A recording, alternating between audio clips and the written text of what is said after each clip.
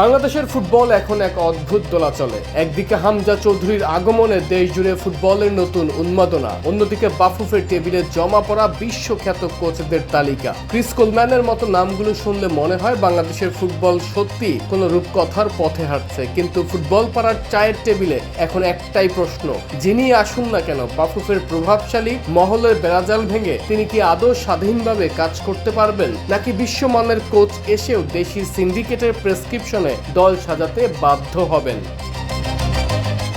বিগত বছরগুলোর ইতিহাস বলছে বাংলাদেশে বিদেশি কোচদের বড় চ্যালেঞ্জ মাঠের প্রতিপক্ষ নয়, বরং মাঠের বাইরের অদৃশ্য শক্তি। বাফুফে বছরে 12 থেকে 15 কোটি টাকা আয় করে এবং সেই অর্থের একটি বড় অংশ কোচের পেছনে ইনভেস্টমেন্ট হিসেবে খরচ করতে চায়। এটা ইতিবাচক, কিন্তু বিনিয়োগ কি কেবল বেতনের অঙ্কেই সীমাবদ্ধ থাকবে? একজন প্রোফাইলধারী কোচ যখন দায়িত্ব নেবেন তখন তার নিজস্ব কোচিং ফিলোসফি, খেলোয়াড় নির্বাচন এবং দীর্ঘমেয়াদী পরিকল্পনার পূর্ণ স্বাধীনতা কি নিশ্চিত করবে বাফুফে, নাকি অতীতের মতো হুটহাট তারিখ ঘোষণা আর তথ্যের অস্বচ্ছতায় কোচের হাত পা বেঁধে রাখা হবে?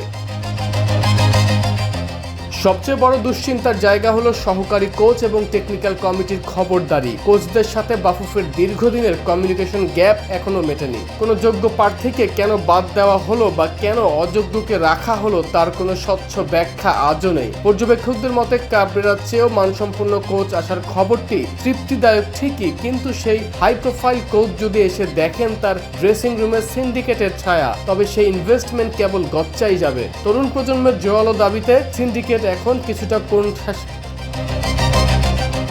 আগামী 15 তারিখ পর্যন্ত ফুটবল প্রেমীদের চোখ এখন বাফুফে ভবনে। সমর্থকরা এখন অনেক বেশি সচেতন। তারা কোচের বেতন থেকে শুরু করে প্রোফাইল সবই নখদর্পণে রাখেন। বাফুফেকে বুঝতে হবে আধুনিক এশিয়ান ফুটবলের সাথে সামঞ্জস্য রেখে এগোতে হলে স্রেফ একজন দামি কোচ আনাই যথেষ্ট নয়, তাকে পর্যাপ্ত অক্সিজেন দিতে হবে স্বাধীনভাবে সিদ্ধান্ত নেওয়ার। যদি বাফুফে তাদের পুরনো অভ্যাস বদলে কোচকে পূর্ণ স্বাধীনতা দিতে পারে, তবেই ফুটবল তার স্বপ্নের পথে হাঁটবে। আর যদি আবারও পাপেট বানানোর রাজনীতি শুরু হয়, তবে কোটি টাকার এই বিনিয়োগ ফুটবলকে এক কদমও সামনে নিতে পারবে না। আরমান হাসান, কালবেলা।